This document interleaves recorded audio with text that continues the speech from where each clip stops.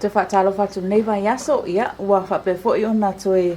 mau fo i la manoa e whaatata noi mai tasa po kala masani ma taita i o tato watu no ia tau lau o fionga ile taita i o malo fo i malanga malo la to i le lau fionga i o le fo i na maa wasa e malanga tu i salai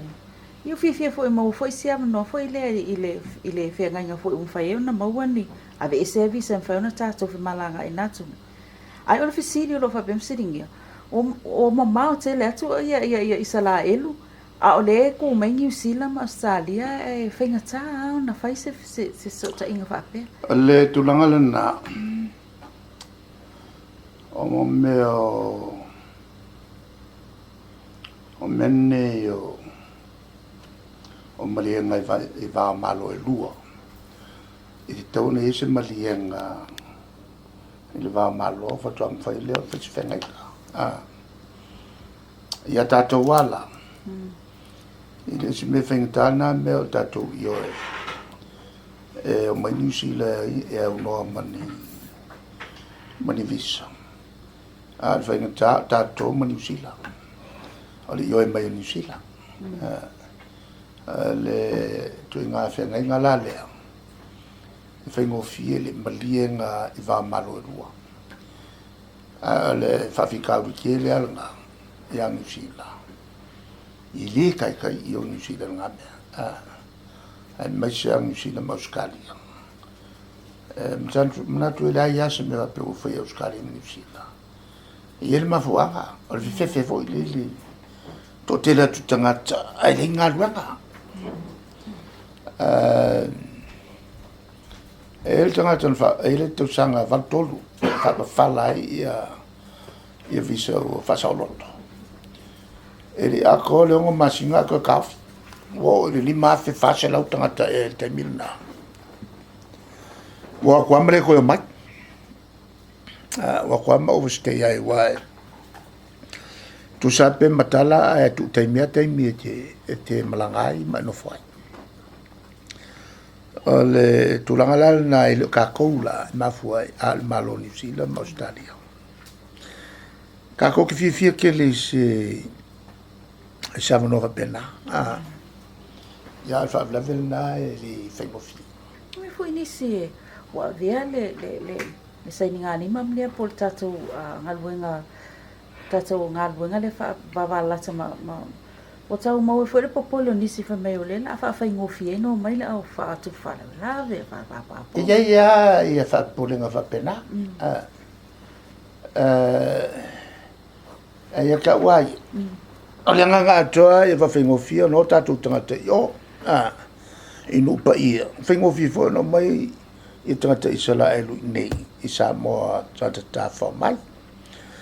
e le mele tau fai fatu mo tatu faten malo ia ma fa lo la ita tu business o wan nga lu nga fo mo tatu tangata e le bo le mfinga e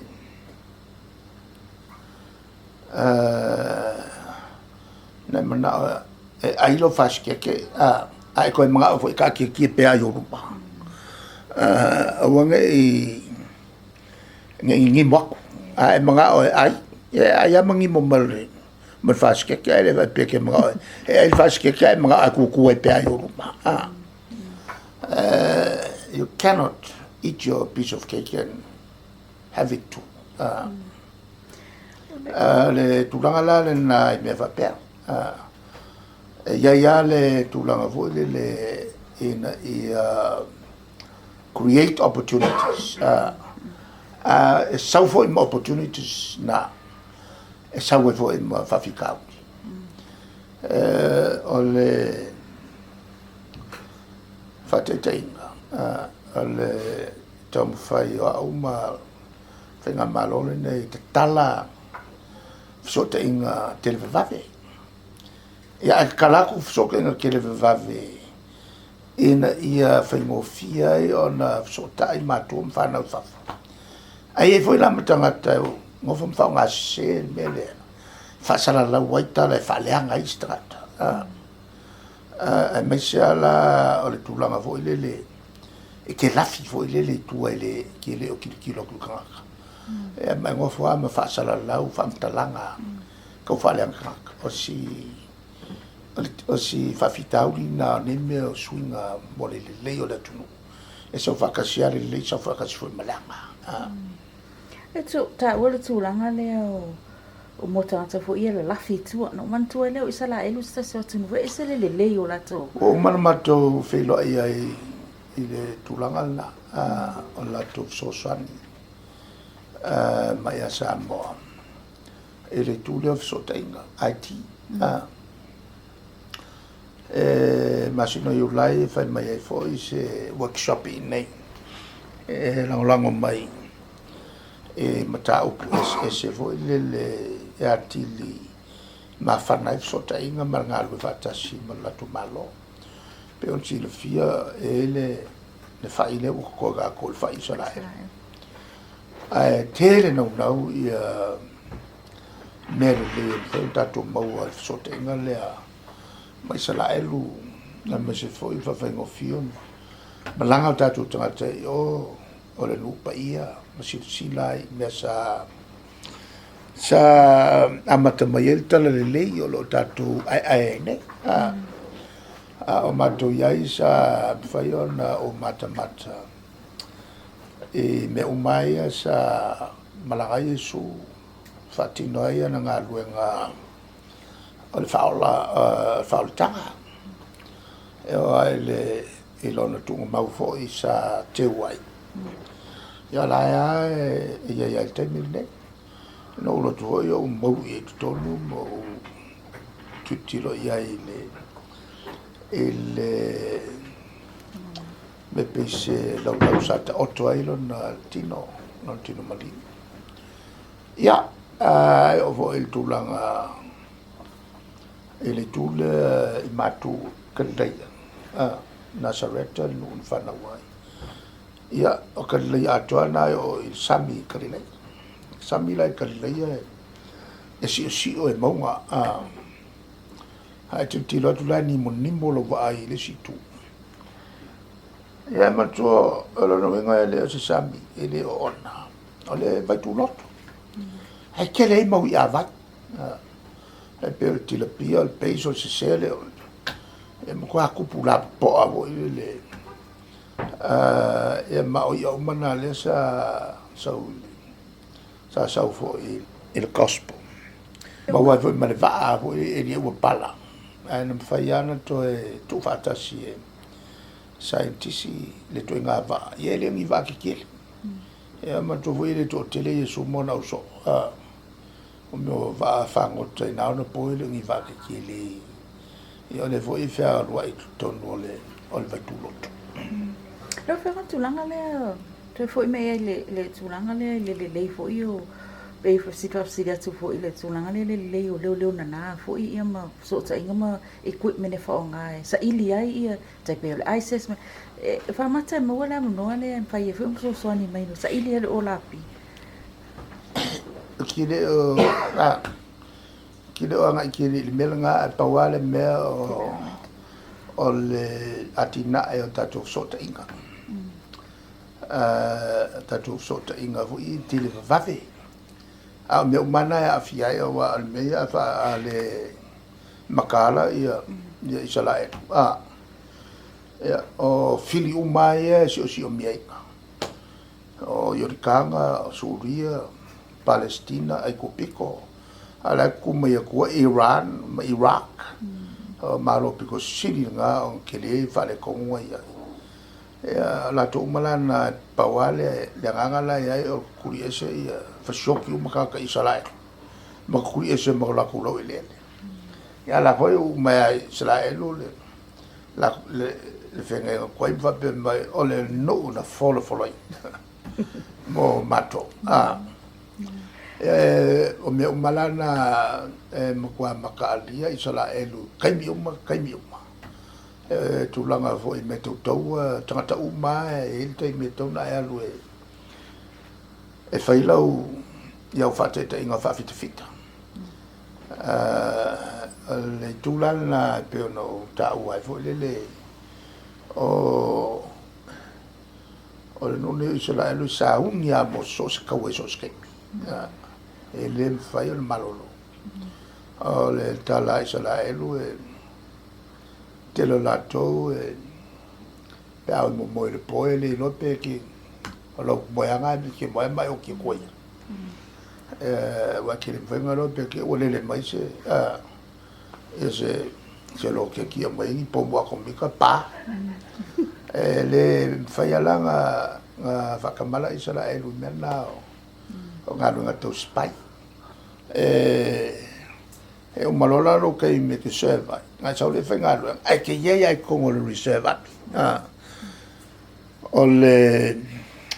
ko so le au kau le whale o leo kupulor kaua e ang val au malola ku umanga runga e kangolo e lau whanga e sau whai o of kau wana wa fiona le isa fe autostusia na tu sia I o le museum isa la e so se mea ke avia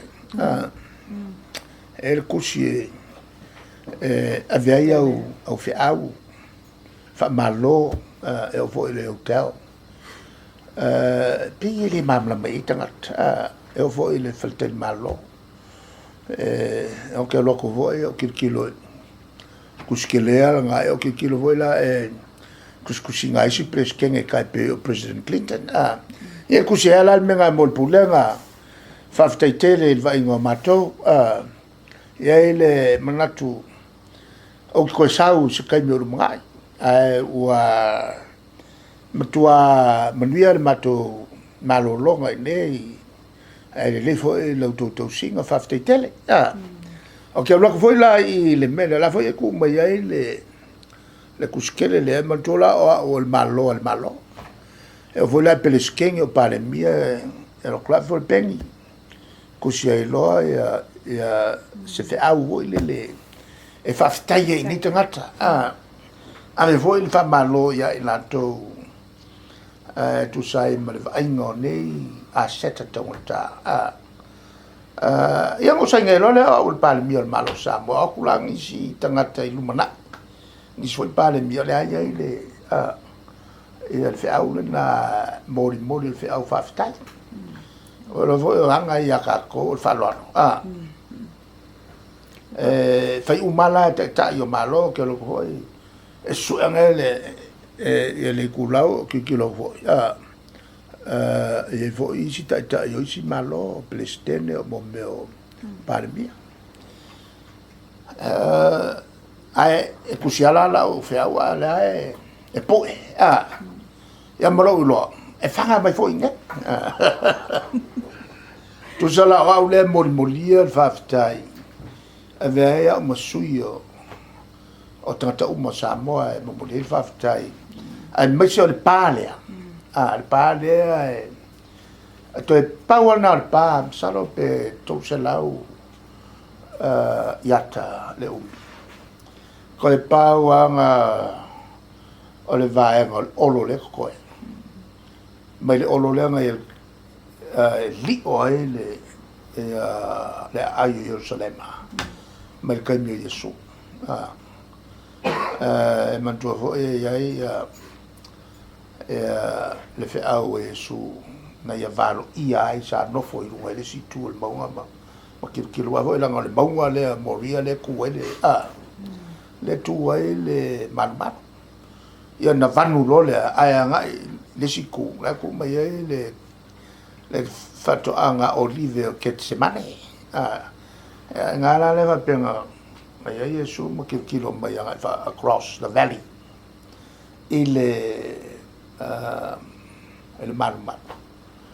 ona tangi lo Yesu le ai lo fa il malu le fa papateina loma lau fionga ile tulang la pele lau wasi Singapore na fa pena nga itu isla le vai tau fu ile le palo tai sa mua ile malu o fata si le na abstain ile palo ta sa mua malu fa ile ia mata bule no fa sa o tonu palmene o tato kako ke va ai malo umalola o lo palo te tonu palmene fa vai lunga o le ale manui o lo malo e mo a kula mai la me vo ia va ya ko le se manui o malo e la si wala ki kilo ia I malo ia ava pela ke vai ako o le mele kupu o le mea ai mai se malo ia le o misa o malo o mai kau foi lango mai a sam e al fai lo filfiling ala take low sides along a winga a create lo le enemy list ale sila ko nga fai nga picosili o nga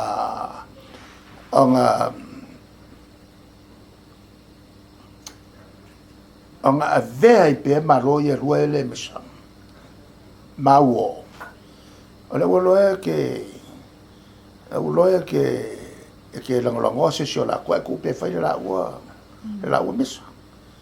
we ki ko fa popo ko lo e ki puru misa ale tulanga la na ole si ko nga puru misa la awe ke lango le me mga ile si fa la ngai les o kulanga la lo fa o lo e paloka al me fa nga fa ni si lo me fa nga fa el ke le o war Israel ale o lo e vai mai lo wa abolish lo wingo wa la fa lo le si o kupulo le wa ngo folo ma fa yo fili ai te le tu meta tu lang vai Israel aka ku lo o se ka upu e a fiai ia malo a wo uma samo ya mena ke fai mela na le mamla mai ka ka le ngal ka upu kongole al palme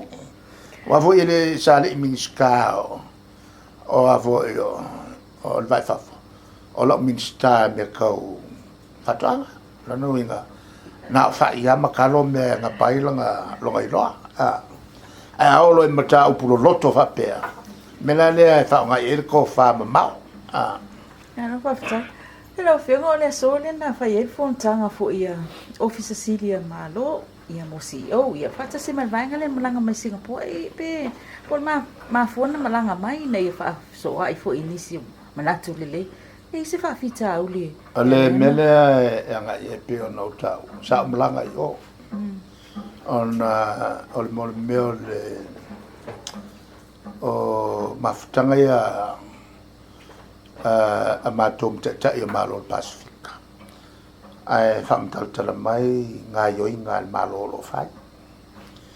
mantula malo ne o Singapore e ya mangi meo ya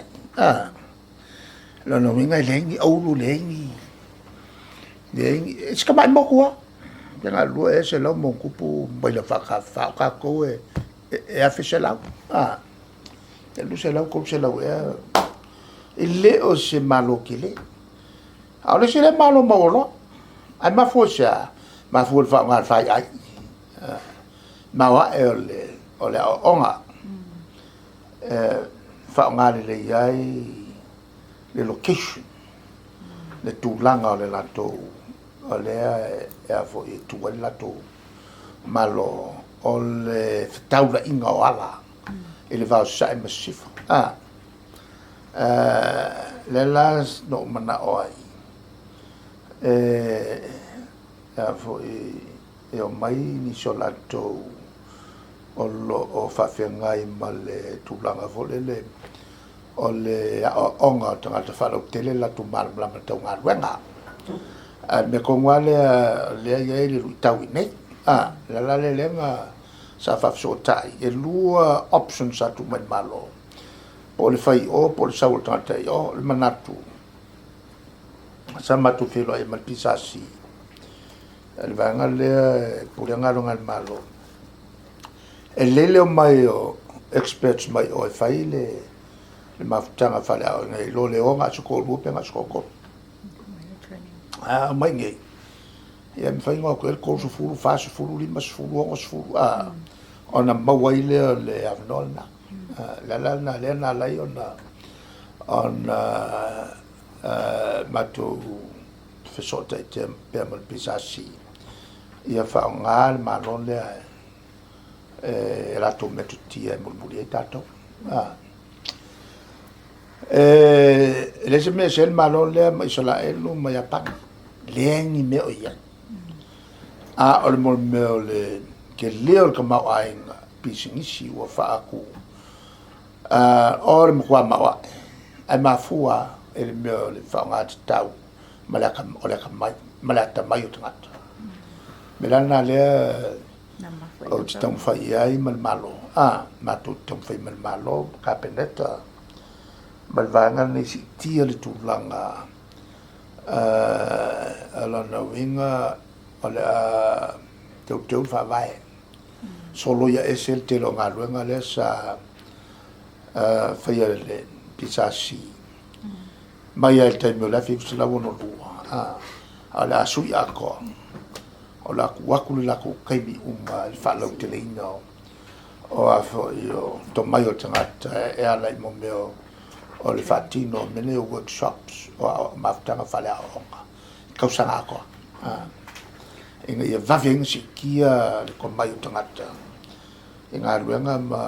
vaveng na tina elta totu no mo ni nga ruenga fo mo tatu fanau e lan ta pule sa ulanga el mo meo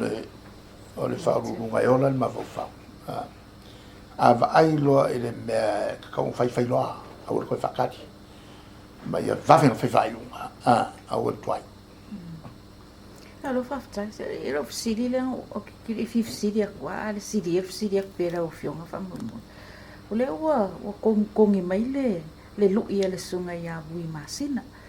kaunga a wako e la o fionga ngi whaamaunga mangi whaamaunga o fa pe o ia o la pi ka kala merka ka ku ku e fa ma we ro kai o e pe o mon me o tamalna se pe ya mon no le lulu fo le lo va lo ia ia yo no kari pu nga e mai ma we ro kai e le foi ko nga e le foi to nga fa saka no lo fio con sai le tsino ia male tas fsilia le o per fsilia sa ku ku le vai aso ma vai ile tsulang foi le la kapia mai se la me i mai ia le tino vole la kapia la lai ina ia fai le ta mi sa veto o leo fa sala la o release o le fatara nga a nei e duka fa sala ku ile lima mingo ke le la fa alu lunga di YouTube tal no nga o ma uri o lave ma le ia ta fa nei ai la wa vatola ia o le mkwa ma wa ofisi ko ruole nga mai aka e valuela o people o la ofisi vai o ka ki ngo valea kwa lo loko ke la ka wo yo per kan yo Lucia City e la wa vatoi o le fafita wi atoa o le fuanga le World Rugby le ko ongo yungi vo ie Europa ma ko fa yungi vo ie the Southern Hemisphere the Cessna oile o fo yo sensa New Zealand, Australia, Afrika, ma Argentina. Se mawelo se fulu. Malako lua fapopo ia le kulanga keli. O ia pangi ma iso ma Amerika. Onga mawelo le se fulu lua. O leo ngol Europa, fa le Southern Hemisphere. Se fulu marco lua le ava pela le lua fe lu fu lua amakai le ko va la le nga la ko wa bol se fulu lua ko sa lo venga la se fulu lua ko sa ela fanga solo nga fu mo akola me mo ka ko nga fiki masamo dela ma fuela o que ele nga va ku ngai o se mo kwa me fa valvaler ka o po ala ulia pe folinga mai me fa mai un greet ku ngau me ka kupe man manga ku fa piko nga la ko a mo kwa le ai se manga ku ngaku o konga sa mo ma fikire e fi maka makai la langa ma sha ka ko fiko ku mai i le sulima e nga o sa mo le wa fe su ko ale o ka usanga le ma ka usanga ka luai ka ku fiku la ya e lu ma ku Argentina ya ngofa la uvanga ya ele wal man ko sa yel man sa mo ile fatto a matanga ole Super 10 iva sfulu lua iva sukolu i sufa il caminga fa ko ngal sfuau e nga ka ko valia ai au kilangi valia ai boikato o Daco o Quinsalangi le Reds nga ka ko kirkiki ai au kikele ngai fa ya ke lo ko sui le tamil sangal vanga le ya ke ya le wa vesa kako a kako le sa koru ka usanga so simpingi il kamil sanga vo le ka fa koru ko ngam fiki la nga ve kako masui il tono Super 10 la ya le mafo fa ukan le vo ila pe afu il ma el me ka ku yesu ele ku fiku la ahead of o kilo ka awia e me se fo el caminga ka ko pingia bolese o kia ka ko e Australia e mai la fi slo vakasi bolese ko o Australia fa ayalangi ikaria esa vale que lo ngi au que le tier 1 an ka ko fa ko lo yo ikaria yo fa fion ka ko kiki ya ikaria wole se ya nga makwa koko nguku il ka ko fa ngale il 91 le fa ko awa ka ko ko ya ko ile mulmulanga nga wa host e wole se la wa saungi mai wole se la ko au le la champing ai mo pingi makako e ka ko kwa vari nga ia wole se tkangi se ko kelo au mo wole ai os furu wa fet ngata sa fix furu wa fet sa maka ele ko vai la ai mawa o me fel man sa mo ele mai la vola nga kwa mafa ia ngai o ngai vaku le ngai makai ao se fa piso e foi la lang yo la kapi il fai me fa pico ngai ka pule la kapi ya kalwela foi le ma telefono ya me ska mo mola le fa la mo kwa malanga yo se o vai fero ka ngai e fa yo kongo la kapia la ka kwa kuruko ala la koisa o singa ku ala lo vo ile ye a kon vo kai mi ka nga fa tu wai se fa masino nga vo le fa piko se fa masino ngi ya mi o fa le fa pengi fa al pa wala le ka longa esa vai engelangi al mele ngi lo langi kasi ara ngu kasi la ku au engelangi ya nga malo kele per kangi kele e fa nga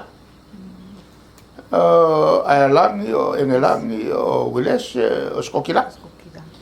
ya le lanka wo ka foi foi me vale nga i lo limpeka me lo limpeka kasi ko au ya le lanka sele ko pa wala le me pio pio le ku la okay e lo que sia fa ngongo wa ka un so lo yo me vale ku la so ka o fai se a se traipino se fa ma no fa pito la langi se fa ma singo ka nge pule la kapi o ka nga